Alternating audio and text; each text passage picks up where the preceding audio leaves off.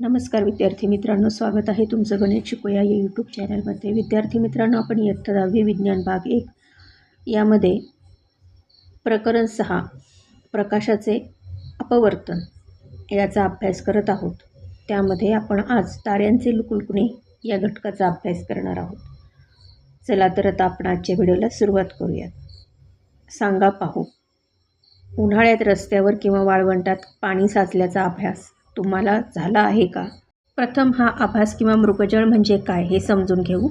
प्रकाशाच्या बदलत्या अपवर्तनामुळे उन्हाळ्यात दूरवरील वस्तूकडून येणारे प्रकाशकिरण वस्तूच्या जमिनीवर असलेल्या प्रतिमेकडून आल्यासारखे भासतात. यालाच आभास म्हणजे मृगजळ म्हणतात. सूर्याच्या उष्णतेमुळे जमीन तापल्यावर हवेचे तापमानही वाढते हे आपल्याला माहीतच आहे. त्यामुळे जमिनीलगत काही घनता व कमी अपवर्तनांक असलेल्या गरम हवेचा थर तयार होतो. प्रचंड हवेच्या तुलनेत गरम हवा हे प्रकाशाच्या मार्गक्रमणाच्या दृष्टीने विरल माध्यम असते. थंड हवेच्या तुलनेत गरम हवेचा अपवर्तनांक कमी असतो. तापमानात बराच फरक पडल्याने अतिउंचीप्रमाणे हवेची विरलता बदलत जाते व अपवर्तनांकही बदलत जातो. त्यामुळे प्रकाशाचे अपवर्तन होताना अपवर्ती कोन सतत बदलत राहतो. मोटार अथवा झाड यांसारख्या वस्तूच्या वरच्या टोकाकडून जमिनीवरील निरीक्षकाकडे येणाऱ्या प्रकाशकिरणांचा मार्ग सतत बदलत असतो. त्याचवेळी अशा वस्तूंच्या खालच्या भागाकडून निघणारे प्रकाशकिरणही निरीक्षकाकडे येत असतात. परिणामी वस्तूची प्रतिमा उलट दिसू लागते. ही प्रतिमा वस्तूच्या खालच्या बाजूला गरम हवेच्या दिशेने तयार होते. यावेळी काही प्रकाशकिरण आधी खाली वळतात, नंतर मग वर वळतात. त्यामुळे मृगजळामध्ये तापलेल्या जमिनीलगतच्या गरम हवेच्या थरथरण्यामुळे तेथे पाणी असल्याचा भास आपल्याला होतो. होळीच्या वेळी होळीच्या ज्वालांच्या पलीकडील काही वस्तू हलताना तुम्ही पाहिल्या आहेत का? असे का घडत असेल? कारण होळी दहनाच्या वेळी होळी पेटवून तेथे अग्नीच्या ज्वाला तयार झालेल्या दिसतात. ज्वालांवरील हवेचे तापमान सतत बदलत असते. त्यामुळे त्या हवेची घनताही सतत बदलत असते. परिणामी हवेचा अपवर्तनांक सतत बदलत असतो. म्हणून त्या ज्वालांच्या पलीकडील वस्तूंकडून आपल्याकडे येणाऱ्या प्रकाशकिरणांच्या मार्गक्रमणाची दिशा सतत बदलत असते. म्हणून त्या वस्तू हलताना दिसतात. या दोन्ही उदाहरणात रस्त्याजवळील किंवा वाळवंटाच्या पृष्ठभागावरील तसेच ज्वालावरील हवा गरम असल्याने विरल असते. तिचा अपवर्तनांक कमी असतो. उंचीप्रमाणे विरलता कमी होत जाते आणि अपवर्तनांक वाढत जातो. पाणी साचल्याचा आभास होतो. या उदाहरणात या बदलत्या अपवर्तनांकामुळे अपवर्तनाच्या नियमाप्रमाणे प्रकाशाची दिशा सतत बदलत जाते.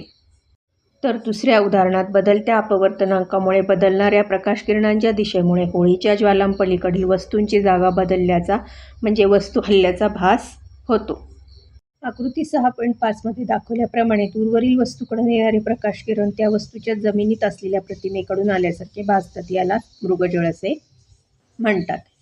वातावरणाचा प्रकाशाच्या अपवर्तनावर होणारा एक परिणाम म्हणजे ताऱ्यांचे लुकलुकणे होय. तारे स्वयंप्रकाशित असल्याने चमकतात व सूर्यप्रकाश नसल्याने रात्री आपल्याला दिसतात. तारे आपल्यापासून खूप जास्त अंतरावर असल्याने ते प्रकाशाचे बिंदुरूप स्रोत असल्याचे जाणवतात. वातावरणातील हवेचा अपवर्तनांक जमिनीकडे येताना वाढत जातो, कारण हवेची घनता वाढत जाते. वातावरणातून तारका प्रकाशाचे अपवर्तन होताना तारका प्रकाश स्तंभिकेकडे झुकल्यामुळे, जसे आपल्याला इथे आकृती 6.6 मध्ये दाखवलेले आहे, तारा त्याच्या आहे त्या स्थितीपेक्षा थोडासा उंचावर असल्याचे भासते. ही आहे आकृती 6.6. ही आहे आकृती 6.7. ताऱ्याची ही आभासी स्थिती स्थिर नसून किंचितशी बदलत राहते. याचे कारण हवेची सतत होणारी हालचाल तसेच घनता व तापमानातील बदलामुळे वातावरण स्थिर नसते. त्यामुळे एखाद्या भागातील हवेचा अपवर्तनांक सतत बदलतो.